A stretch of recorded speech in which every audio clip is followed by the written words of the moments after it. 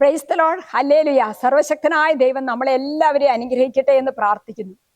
പ്രിയപ്പെട്ടവരെ, ഇന്നും നമ്മൾ പഠിക്കാൻ എടുക്കുന്ന തിരുവചനം വിശുദ്ധ ലൂക്കായുടെ സുവിശേഷം 10-ാം അധ്യായം 33-34 തിരുവചനങ്ങളാണ്. അതിപ്രകാരമാണ്: എന്നാൽ ഒരു സമരയക്കാരൻ യാത്രാമധ്യേ അവൻ കിടന്ന സ്ഥലത്ത് വന്നു.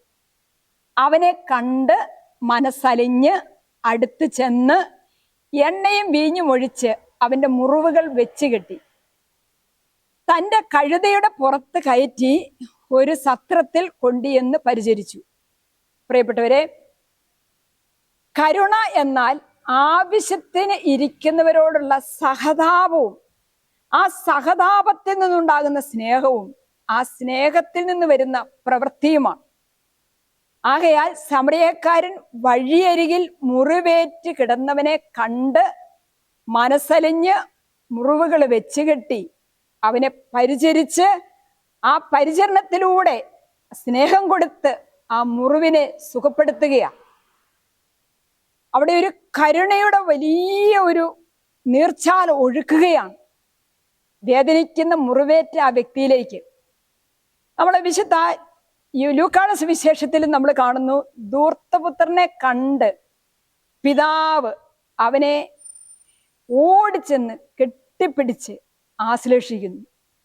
ഈ പിതാവായ ദൈവത്തിന്റെ കരുണയാണ് ഈ നല്ല സമരയാനിലൂടെ മുറിവേറ്റ വ്യക്തിയിലേക്ക് ഒഴുകുന്നത്.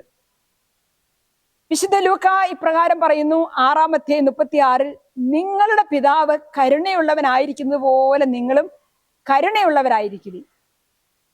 പ്രിയപ്പെട്ടവരെ, പിതാവായ ദൈവത്തിന്റെ കരുണ യേശുക്രിസ്തുവിന്റെ ഹൃദയത്തിലൂടെ നിറഞ്ഞു കവിഞ്ഞൊഴുകുകയാണ്.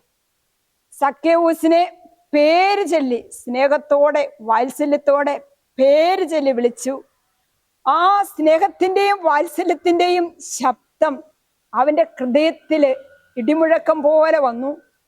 അത് തിടുക്കത്തിൽ ഇറങ്ങി വന്ന് ഈശോയെ ആശ്ലേഷിക്കാൻ അവന് പ്രേരണ നൽകി. എപ്പോഴും നമ്മൾ മറ്റുള്ളവരോട് കരുണ കാണിക്കുമ്പോൾ, സ്നേഹം കാണിക്കുമ്പോൾ, അവർ യേശുവിനെ അറിയാൻ, ദൈവത്തെ അറിയാൻ ഇടവരുന്നു. നമ്മുടെ പ്രവൃത്തികൾ ദൈവത്തിലേക്ക് മറ്റുള്ളവരെ നയിക്കുന്ന കരുണയുടെ പ്രവൃത്തികളാകട്ടെ എന്ന് ആശംസിക്കുന്നു. ആമേൻ, ഹല്ലേലൂയ.